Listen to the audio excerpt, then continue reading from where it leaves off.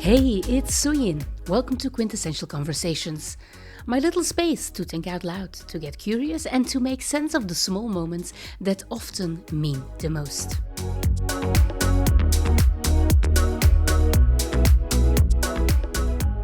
And the question I ask myself today is, can Europe still afford its own ideals? Because some weeks ago, I moderated an event that left me thinking deeply. Perhaps more than any session in a long time. One keynote in particular, by Peter De Keyzer. He spoke about how Europe, despite its ideals and ambitions, is slowly making itself vulnerable. There are too many rules. Labor prices are far too high and energy is becoming unpayable, especially for those who build, produce and innovate. And with our relentless focus on sustainability, as noble as it is, we might be killing the very innovation we're trying to protect. It was very uncomfortable to hear. But maybe that's why it mattered. Because what he described isn't just an economic issue, it's a symptom of a fragmented world. A world where intentions and outcomes are no longer aligned. Where talent leaves for places like China or the US simply because they can move faster. As I listened, I felt a tension between ideals and reality, between what we want to stand for and what it takes to remain competitive. Europe wants to lead, but are we still willing to take risks?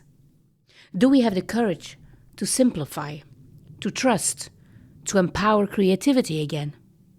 In my book 10 Quintessential Questions, I wrote about how progress begins not with answers, but with the right questions. And that thought came back to me as I moderated the panel that followed Peter's keynote.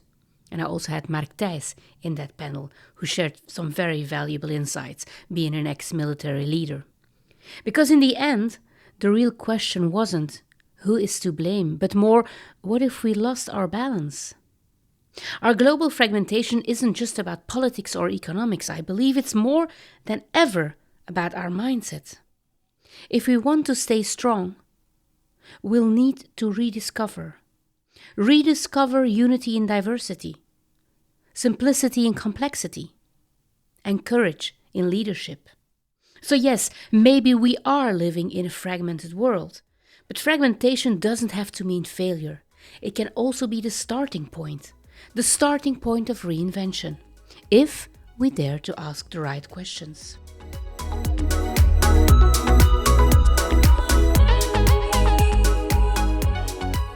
That's today's reflection. If you're curious about what else I'm working on, you can find all of that on my website, suyin.be. Thanks for being part of the conversation. See you next week.